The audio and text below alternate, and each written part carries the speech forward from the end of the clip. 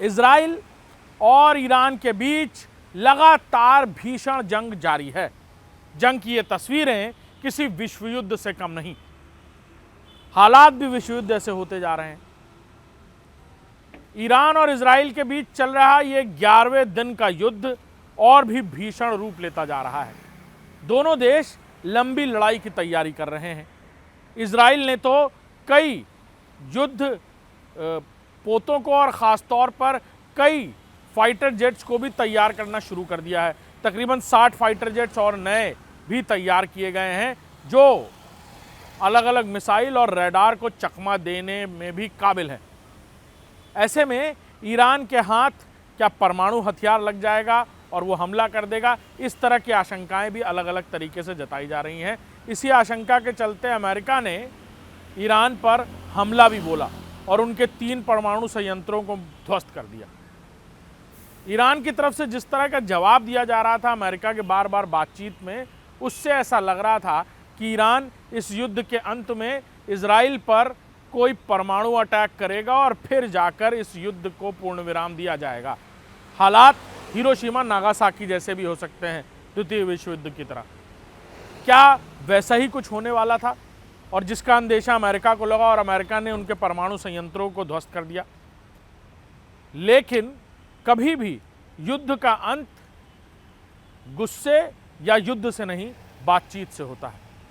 America को शायद ये बात समझ में आई और अमेरिकी राष्ट्रपति डोनाल्ड ट्रंप ने एक संबोधन के दौरान ये बात कही कि वो ईरान से फिर से बातचीत करने को तैयार हैं। ईरान चाहे तो एक टेबल टॉक हो सकती है अमेरिका और ईरान के बीच और कोई नया कूटनीतिक रास्ता निकाला जा सकता है। ये बात अमेरिकी राष्ट्रपति डोनाल्ड ट्रंप ने बीते दिन ईरान के 3 अलग अलग परमाणु संयंत्रों को ध्वस्त करने के बाद, यानी हवाई हमले में ध्वस्त करने के बाद 24 घंटे बीतने के बाद कही। उससे पहले अमेरिका ने यह कहा था कि ईरान अब शांत हो जाए। अमेरिका किसी भी तरह इसे परमाणु युद्ध नहीं बनने देगा। यूएन सिक्योरिटी काउंसिल में भी इसको लेकर खासी बातचीत हुई। रूस, चीन और पाकिस्तान इसको लेकर बहुत कुछ कहते हुए नजर आए।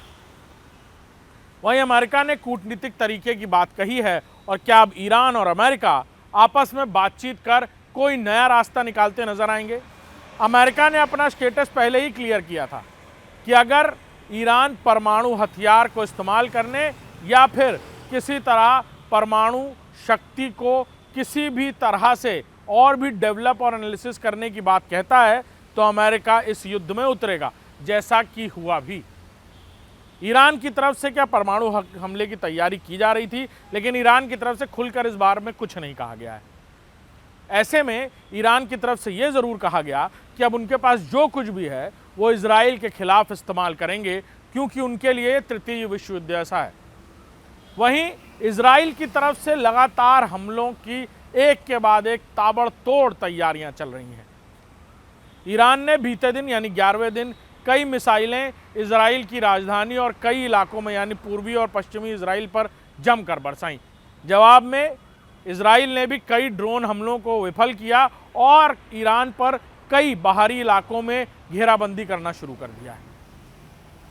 ऐसे में अमेरिका के ईरान को बातचीत की बात कहना क्या इस युद्ध को किसी नए निर्णायक बातचीत के मोड़ तक लाएगा, या यह युद्ध 11वें दिन के बाद अब आगे और भीषण रूप लेता नजर आएगा? नमस्कार।